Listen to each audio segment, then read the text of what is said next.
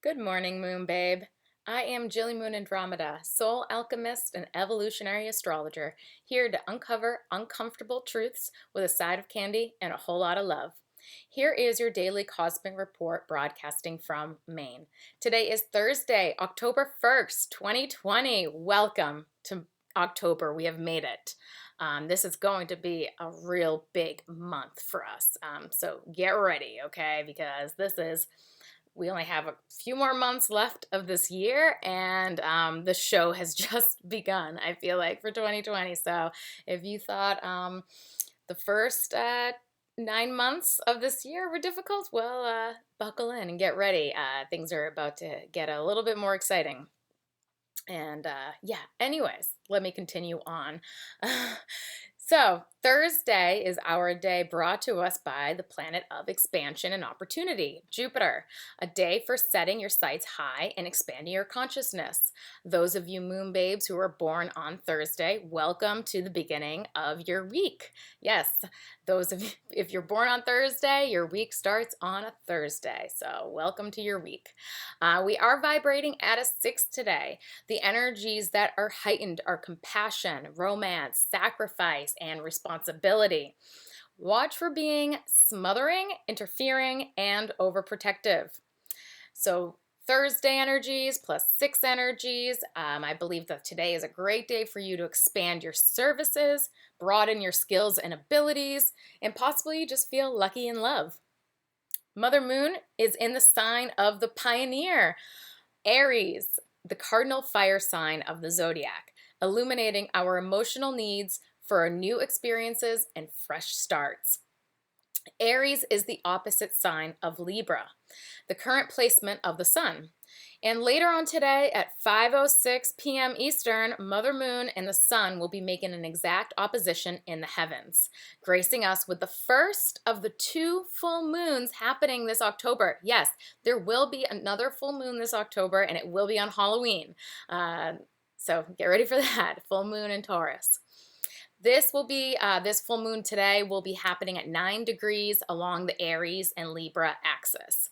So Aries is the pioneer. It's the one who wants to have a fresh start. It's the one who really believes in having your own identity and doing your own thing, like just fierce independence. Whereas Libra is the polarity point of Aries, and Libra seeks to find balance within relationships. Like, how can we work together? How can we be more of an us rather than just an I? Yeah. Libra would probably be the one who says, like, there is no I in team, or Aries would probably be like, yeah, well, whatever. Anyways, let's continue on. So what happens at a full moon? A full moon is like a tug of war between your emotional needs and your ambitions. It's a tug of war between your heart and your head. What are you gonna go after? There is a confrontation within you every full moon, though it may be projected outwardly, and that's why we see people acting very erratically around a full moon. Lunatics, right? Your emotions are desiring new and bold experiences on this full moon, but your will is desiring harmony and cooperation. So how can you balance the two? What needs to be released so you can achieve that balance? Now, I want you to think back to March 24th, and side note, that was my 34th birthday. Yes, I am an Aries, and sometimes I like to talk about myself. The new moon in Aries at 4 degrees back on March 24th was 1 degree behind Chiron and 2 degrees behind Black Moon Lilith. Now, what is Chiron? What is Black Moon Lilith? Chiron is the part in the chart that is telling us kind of like, what are we trying to heal within us? And usually it's a wound that is like almost like impossible to repair. So it's like we're constantly trying to tend to this wound. We're constantly trying to bandage it. So while Chiron is in Aries for the next several more years, we're going through this, we're all really kind of putting ourself first because we're trying to heal ourselves. So that is a very important thing to remember. If you feel like everyone's being really selfish and self-centered, well, guess what? You are too, kind of, in a way. And it's because you're trying to heal that part of yourself, and so are they. So we're putting our identity ahead of everyone else. But this full moon will definitely be illuminating like how we have kind of like let our identity go for possibly the needs of others. How have we been like over compromising our identity for other people just to keep the peace, right? This is what happens every Aries full moon during Libra season. So back on March 24th, it was 1 degree behind Chiron, the new moon, and 2 degrees behind Black Moon Lilith. Now, what is Black Moon Lilith? Well, Black Moon Lilith is not an actual planet in the sky, but it is a point that we do study, and what it really represents is kind of like the shadow needs. The shadow needs of our like emotions. It's kind of like the shadow of the moon, right? So, and that's what it's telling us. It's kind of like telling us where the shadow of the moon is.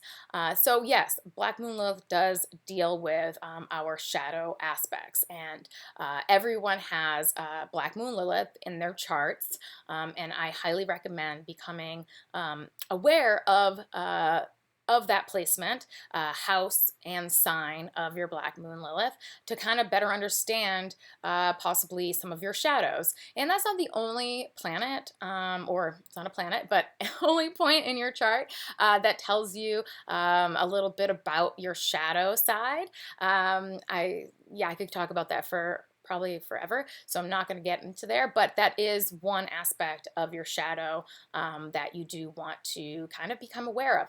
And what is Black Moon Lilith, though, specifically the shadow part? Well, this is a part of us that we have kind of felt ashamed of, that we have felt is wrong, is bad, that we're not allowed to express or be, something probably in our past, someone in our past made us very ashamed of this aspect of ourselves.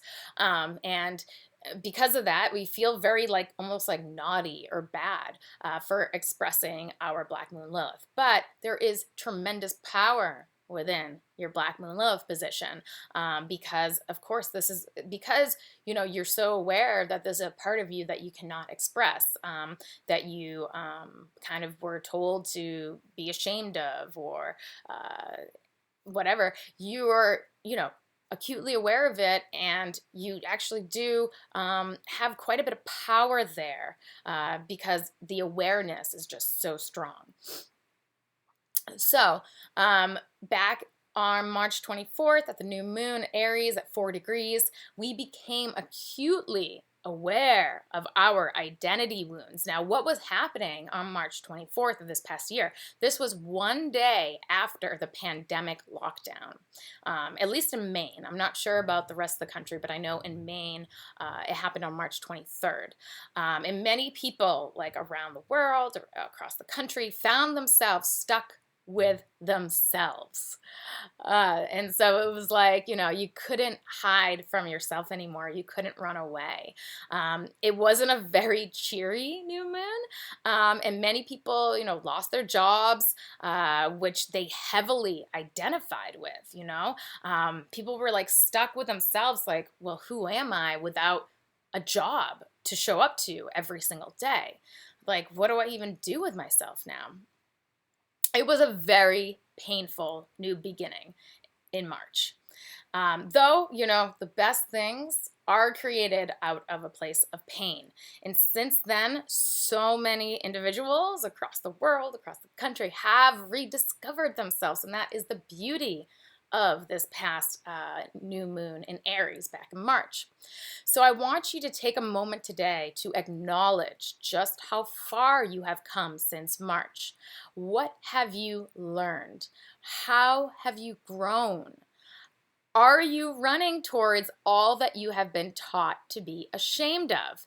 Basically, yourself. there is something about yourself that you have been wanting to express and just be, that you feel like afraid of, that you feel too ashamed to do and to be. Um, are you running towards that? Are you acknowledging that part of you? And, really the best way to work with this energy, or try to figure out what's going on here, um, look at your relationships with other people. And this is the best time to do it because this is the Aries full moon. Look at your relationships with other people. What about other people you don't like, right? That's the best way to do it. Is there someone out there that just like really kind of like annoys you and you're like, I can't even stand them? Like, or like, I don't know, there's people on the internet that you're just like, what is it exactly about them that you don't like? Now, maybe, right, maybe their views, maybe their political views, because I know that is a very touchy subject right now for a lot of individuals. I would say probably most individuals, actually. Is it their political views, right? Is it how they show themselves? Do you find them to be too revealing? Do you find them to be just too much, right? Sit with that, examine that and be like, why do I feel that way? Why can I not just accept that individual for who they are? Is it because that there's some aspects about yourself that are very similar about that individual? Is it because that they're expressing themselves in ways that you wish that you could, right? Think about that. And I want you to try to work with that, and hopefully 6 months from now, maybe you'll see some change. Maybe you'll start to appreciate that person. Maybe because you'll start to come more into yourself and be more proud of yourself and the way that you approach life, the way that you go after things, okay? With this full moon in Aries, a lot can happen. There's a lot of stuff going on in this chart, which I'm going to get to in 1 minute. And there's just a lot that can happen. So, today at 12:57 p.m., which is actually only about, almost 10 minutes from now when I'm recording this, Eastern time zone, Mother Moon will be making an exact conjunction to Chiron and Aries. And so this full moon, which will be happening, just a few hours after that, will be definitely highlighting these identity wounds big time again. So the new moon did it, right? The new moon made us kind of take a fresh approach to asserting ourselves and going after who we authentically are. And this full moon is kind of almost like a culmination of the past 6 months, right? And it's really good idea to really just go back, look at yourself. I don't know. Go through your photos even. Look at your selfies. How have you evolved since March 24th? I mean, it could be good things, it could be bad things, I want you to look at it all. And you know what? And I want to take that back. Good or bad, there's no such thing. Okay? There really is no such thing. There's just different experiences, right? There is duality in everything, right? So, this full moon, because it is in such close conjunction to Chiron, the wounded healer, our highlighting our identity wounds, and how they're still affecting us to this day. This means that whatever we are releasing at this full moon, because every full moon you're supposed to be releasing something, letting something go. It's an emotional release, right? Whatever you're releasing, this will be the medicine for being our true selves, okay? So at least getting closer to that, living more aligned with, who we know ourselves to be, And it's interesting because we all kind of know who we are, but we have been kind of swayed away from being that individual. And many of you may know my personal story, but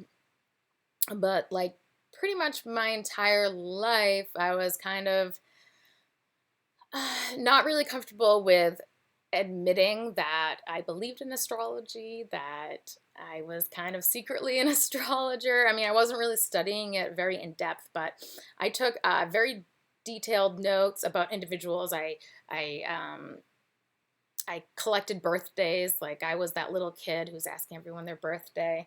And as I got older, and because I also, I feel like I'm a very logical individual. And there was always this assumption that, astrology was like this spiritual thing and it could not be scientific. It could not make any sense. It's not real. That was the biggest thing I heard growing up, was that it's not a real thing. So I was very insecure about expressing that part of me. And it's been a very long road, but I'm finally feeling very confident in my ability as an astrologer, in the path that I am finally following. I actually recently enrolled in an astrology school, astropsychology school, with Glenn Perry, and this is like my first time having like a formal education in astrology, even though I've probably read like 50, 60 books on astrology. I've probably studied thousands of charts. If we know each other personally, I've studied your chart. So, yeah, I've been doing this a very long time, but I am finally taking that step in the direction of who I have always known myself to be, but who I was ashamed to even identify as. I was way too ashamed to identify as an astrologer. For me, it had a lot to do with love. I really wanted others to love me, to value the information I had. I also really wanted to be correct. That was the biggest thing for me. I feel like I really like to have answers to things. So, and that might be my very heavy Sagittarius nature. But anyways, let's get on to this Aries full moon chart. So here is the Aries full moon chart. Now I want you to be aware that I have charted this for my location. So I am in Mechanic Falls, Maine. Hold on, I'm going to take a sip of my drink. So this chart might be slightly different depending upon where you are in the country, in the world. Mostly what would be very different, especially if you're in a different time zone. I am in the Eastern time zone. So this will be pretty much the same for everyone. In the Eastern time zone, the degree of the rising might be slightly different. That depends on where you are. But I would say for the most part, this is probably what it looks like if you are in the Eastern time zone. If you are in other time zones, this will be kind of shifted a little bit differently. So that's something to be aware of, to keep in mind. If you are in my Patreon community and you are living in another part of the country and you would like to see the chart for where you are, please just reach out, send me a message, and I will chart it for you, and I will send you the file. So anyways, let's go on. And also, if you're in my Patreon community and you want a chart of yourself, please reach out, and I will be happy to share that information with you. So let's get on to this chart. So what I see first off the bat if you're on the Eastern time zone is that we are opening with a Pisces rising. That makes the ruler of this chart Neptune in Pisces. So Neptune is right over here. And that also means the esoteric ruler of this chart is Pluto in Capricorn over here in the 12th house. So Neptune in the first house. Now, if you have transiting Neptune in your first house, or if you're born with Neptune in the first house, this could actually mean that your identity can seem kind of foggy. And there might be experiences that you will have to experience specifically with other people that will kind of awaken you to just how unsure you are of yourself. This also has a tendency, having Neptune in the first house, to kind of be like a mirror to other people. And so the issue with that is that other people could kind of like project their feelings. They could project their desired characteristics onto you, and it might not actually be who you are. So this is something we're going to be working on in this full moon right now, this Aries full moon. Now, interestingly enough, the esoteric ruler and the exoteric rulers, and if you're not aware of what the exoteric ruler and the esoteric ruler, what I'm talking about there, exoteric ruler, that is how we are accomplishing things like in the real world. How are we fulfilling this mission in the real world with like tangible things, right? Though material is not the only thing, right? There's also the spiritual realm, and so when we're trying to decipher what's going on in the spiritual realm or how we can work better with the spiritual realm, we want to look to an esoteric ruler. And it's very important for you to intentionally work with your esoteric ruler, because I have found personally and through other individuals that when you are not working with your esoteric, when you're working like against it or challenging it in some way, you will experience quite a bit of health issues. So something to keep in mind. Find out where that esoteric ruler is, study it in your chart, and if you want to know more about it, you can always book a reading with me.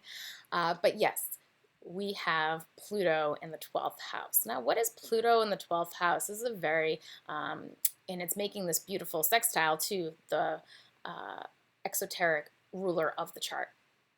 So there's like this opportunity for us to possibly like picture or envision our identity and make the necessary transformations in our head for this identity change or this identity this identity work, whatever you're doing with your identity. So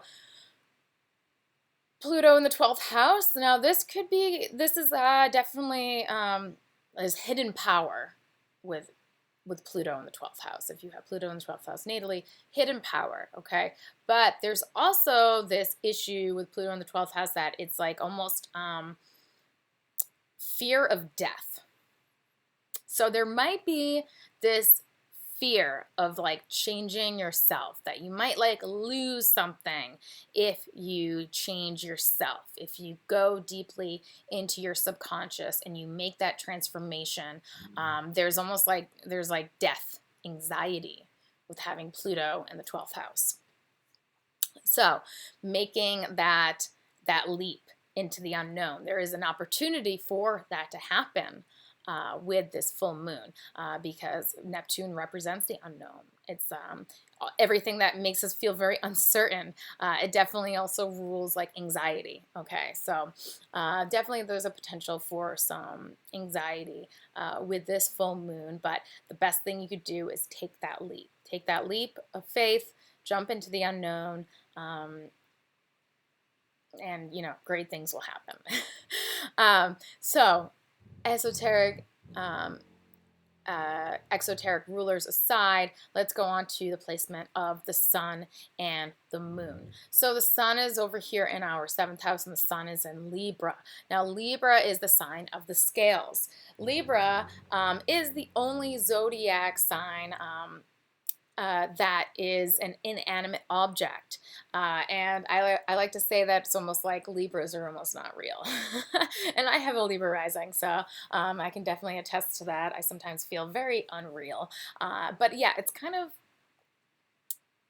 interesting, the Libra energy, okay? Because they're really here to promote peace and harmony. So if you do have heavy Libra placements, if you have Pluto in Libra, basically it's like part of your job in this lifetime is to bring peace and harmony to your life and possibly to the lives of other people. But really, like, I like to really think more about yourself. I want you to really think more about yourself. Like, how can you improve the harmony um, in your own body? You know, how can you bring more peace and love and compassion to yourself? Um, Now, having the sun in the seventh house, that is the comfortable place for the sun in Libra, because Libra does rule the seventh house. So this is definitely shining. There's like this brightness in our relationships, and possibly how we are showing up in our relationships. And the moon is directly opposing this sun into the first house. And the moon is conjunct Chiron, or at least by like a couple of degrees. If you notice, Chiron is right here at 7 degrees Aries, and the moon is at 9 degrees Aries at this full moon. So in the first house, this is again a comfortable place for Aries energy, because Aries does rule the first house. But there is like this emotional need that we're experiencing, that we need to like break away or something, or we need to explain, or not explain, I don't want to say explain, we need to really express our emotions around how we may not be our full selves. How are we not being our authentic selves? You might feel it acutely today.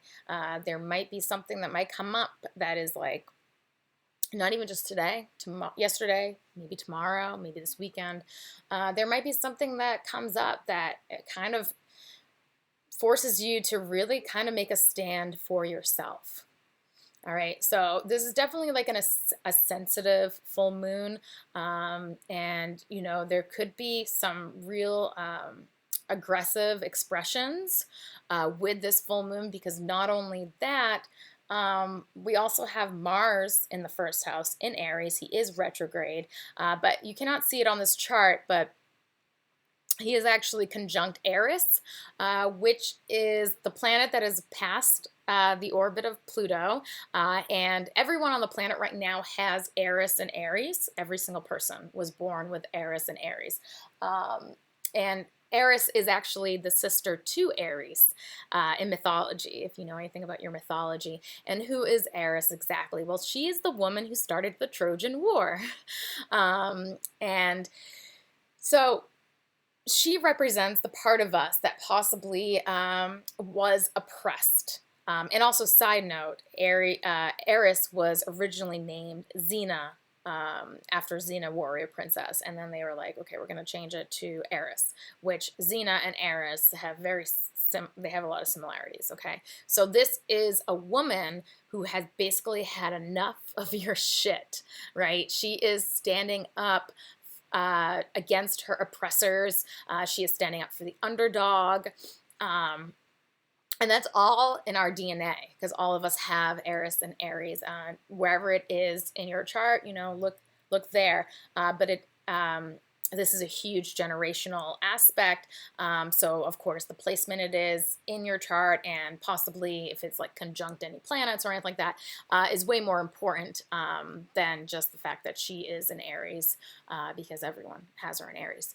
So Mars conjunct Eris, even though she's not seen on this specific chart, because my software that I use on my computer at least does not work with Eris, unfortunately. I wish it did. But Eris is there, and she is conjunct Mars. And so it's almost like brother and sister are meeting together during this full moon. Now, because Mars is retrograde, that means like, the expression, the aggressive expression, or the passions, the desires are kind of being felt more internally, and they might be like kind of like bubbling to the surface or whatever. But it's kind of like, it's like the brother and sister are meeting, and it's like they're having like some sort of discussion around like what we need to do, what kind of action needs to take place. Are we done with this? Are we finally over this? Have we reached our tipping point yet? I think so. I think many of us have. And I've been seeing like a lot of these expressions um, on the internet, like from individuals, maybe even from myself, you may have noticed. But like there's a lot of individuals really expressing themselves in ways that they've never done before. There's people that are finally kind of standing up and saying, this is how I feel. And it's been rough. It's been it's been interesting. I mean, it's been rough, but it's also been very beautiful because these individuals who are speaking up finally, a lot of them have been like afraid to make some sort of stand. And they're finally getting this opportunity. They finally feel they can do this. They can make this stand. They can make their voice heard. So, are we at our tipping points yet? I think we really are. I think there's going to be a lot of movement happening these next 6 months that you're going to see with the people around you. They're going to be really stepping up and stepping into themselves. And they're not going to be holding back any longer. So yes, you're going to start to see like the true colors of some people, and it might be ugly. Okay? It might be like, oh my God, I thought I knew this person, but I totally do not know who this person is at all. It might be the other way. It might be like, oh my God, like I thought this person was like an asshole, but actually this person's pretty awesome. It might be like just the completely different, you're just going to be noticing people embodying their true selves, and not shying away from their oppressors. And that's really important, I think. I think that's a really important bit to pay attention to. Don't hide, okay? Don't hide anymore. Don't play small. And I feel like that was the biggest thing that came to my mind when I was looking at this chart. It's like, whew, we are not sitting down anymore. Oh, no, no, no. We are standing straight up. And it's also very interesting that Venus is in her last degree, or about to be at this full moon. She's about 9 minutes away from being in the final degree of Leo.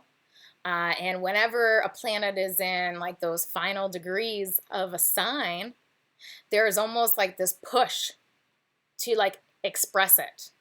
It's kind of like, okay, like I've had all this time, this entire transit, but like, how am I really going to end this, right? And it's almost like a big bang.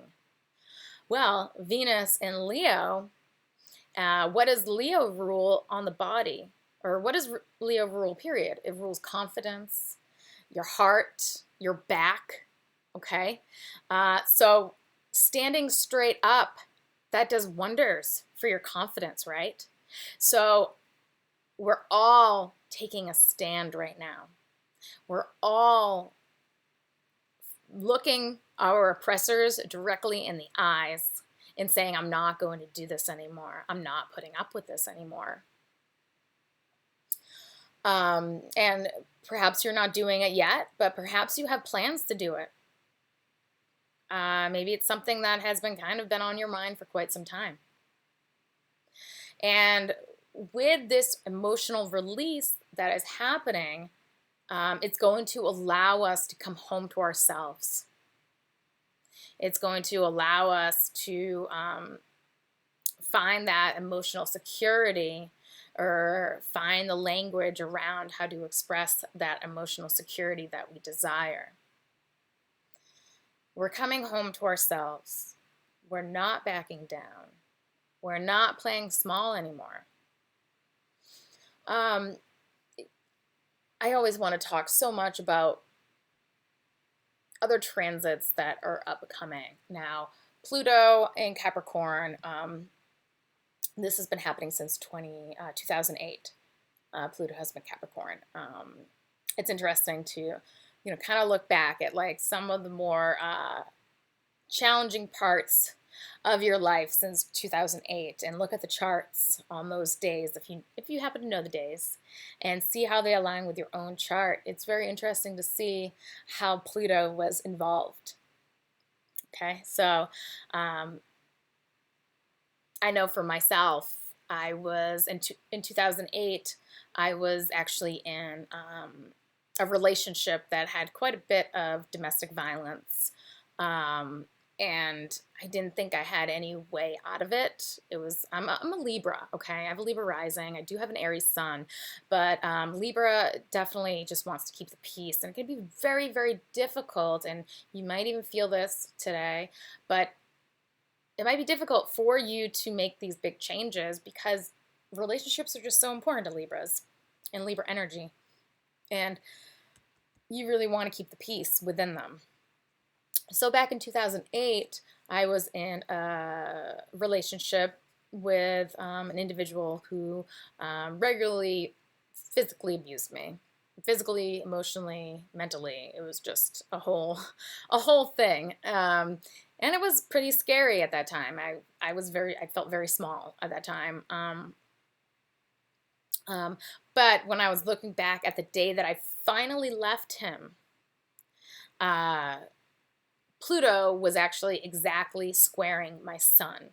So it was like this, like, right? Pluto was at 5 degrees, 4 degrees Capricorn. My sun is at 4 degrees Aries. So it was making this square.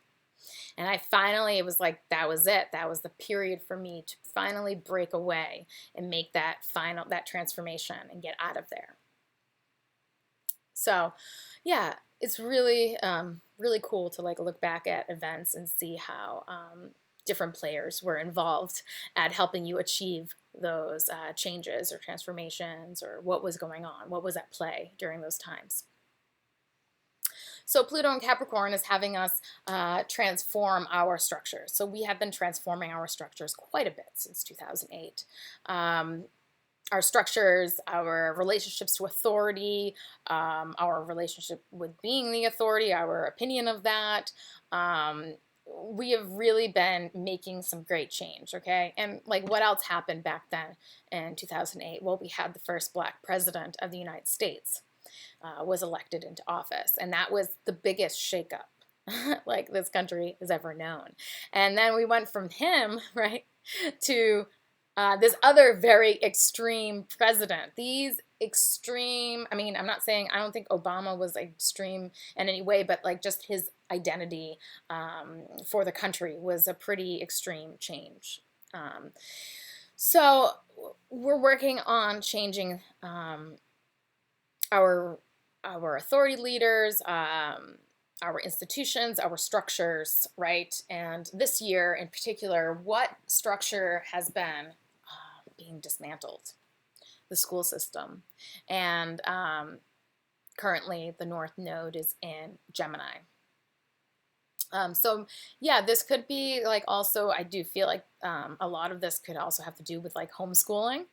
That's what I feel like when I'm looking at this North Node in Gemini in the 4th house. A lot of parents are opting for homeschooling because they're just, the school system doesn't feel safe. It just doesn't. I know there's been some stuff going on at the local high school where I live, where there have been like students literally terrorizing other students, and parents do not, they don't feel like their children are actually safe because nobody was even standing up for these kids for like months. So we don't feel safe. So we're changing things. We're taking we're we're taking our life into our own hands. And that's very important also with Pluto and Capricorn. Pluto, you know, definitely, I have a train in my backyard, so let's just take a break. Oh, it's 111, make a wish. I will. All right, that's my backyard train. So is he gonna blow his horn again? Let's see. Oh, my house shakes a little bit. Okay. So Pluto, position of Pluto in your chart, in any event chart, wherever it is at any given time, is telling us what we are destroying in order for a rebirth. And it needs to be destroyed because there is power in the destruction. that we can actually utilize, that we can take, right? The power of transformation, this death and rebirth, it's healing. Whenever you make any sort of transformation, you're healing yourself. You're doing something to heal yourself, whether it's a breakup, whether it's a move, whatever. You're working on something. You're trying to discover something about yourself. You're trying to shake something up. You're trying to do something that will ultimately lead you into more power, power of self. Now, it's important to think of Pluto as the place that we're destroying, but also the place that is providing the medicine, where we're getting quite a bit of healing. So with Pluto and Capricorn, now what is the archetype of Capricorn? It is the individual who takes care of themselves, right? It is the one who really doesn't rely on many other people. And those of you with heavy Capricorn placements, especially you late 1980s, early 1990s babies, because you have quite a bit of planets in Capricorn. You think you don't need anyone's help, and maybe you don't. Maybe you don't need anyone's help, and maybe you want to do everything yourself. Okay, that's just kind of Capricorn's thing. They like to take control of their lives, and they like to do things kind of like at their own speed and their own way, and they believe that they can be responsible for the entire world. Okay, can they? I don't know. Who knows? We'll find out. But it's important to understand that when Pluto is in Capricorn, that means it's very important for you to be taking control of your own healing, for you to start healing yourself, because no one is going to be healing you except for yourself, because Pluto's in Capricorn. We're all feeling this. We're all feeling these effects. So something to keep in mind. If you have issues, if you have struggles, if you're struggling with anything like anxiety, depression, substance abuse, anything like that, the time is now to face this part of yourself and to really take control of your own healing, to be your own advocate. So important. So, anyways, I know I go off on lots of tangents, but Pluto will be in Capricorn for another few years. When he enters Aquarius, I have no idea what's going to happen then. But I do have a huge feeling, because Pluto is going to be in Aquarius, which is the sign that represents our liberation, our individuality, and Neptune is going to be in Aries by that point. And Neptune, wherever Neptune is in our chart, it shows us how we are kind of seeking spirituality. How are we connecting with Source? So since 2012, Neptune has been in Pisces. So we have been seeking spirituality through basically heightened states of spirituality. We've all become very spiritual. We've all kind of glamorized spirituality. There has also been a sharp increase in substance use disorders, because when people do take drugs, what they're trying to feel is that connection, that oneness with the universe. So yes, I do believe when Neptune enters Aries, there'll probably be less of substance use disorders. But I think what's going to be happening is that, because it's going to be the sign of the pioneer, first of all, we're all going to have more energy. We're all going to be vroom, vroom, vroom, I think. And it's going to be fun. We're going to want it. But I think it's also a huge sign, having Pluto in Aquarius, Neptune in Aries, that we're all going to start taking care of ourselves. We're all going to start being more individualistic, independent, of course, with very strong community values, because Pluto in Aquarius is all about your connections, your networks, and what you got going on there. So I'm going to keep saying this until, probably I die, but start to market yourself. Start to look at the skills that you have that are marketable. Okay? And how can they help the community? I do believe that, that's going to be a huge push towards, I think there's going to be like just everyone's going to own like an online business. And it's going to be kind of like possibly like the only way to make money. I have no idea what the world's going to look like then. No idea. Like I can only imagine, but I have an idea of the themes that are going to be happening then. So being more independent, being more individualistic, using your skills and your abilities to take care of yourself. So this full moon, I mean, it's not the start. I think this has been happening since Chiron went into Aries. But thank God for Chiron and Aries right now because, when Pluto and Neptune enter those very independent signs, we're going to be very grateful for this time period. I'm telling you. I'm really telling you. You're going to be like, thank God I did that work. Thank God I went through that pain, okay? Because you're going to need it. You're going to need this ability to be yourself, to be strong in yourself and strong in your abilities. I think that's all I really want to talk about today. I believe I have gone, I don't even know how long this is, to be honest with you. But anyways, thank you so much for tuning in with me today. You can always reach out if you need a reading done. I know not all of my Patreon subscribers have had their chart interpreted by me. Come and get your chart interpreted by me. The 90-minute reading is what you want to start with. So I make sure that we're like on the same page, or at least that I'm seeing what you're seeing or whatever. But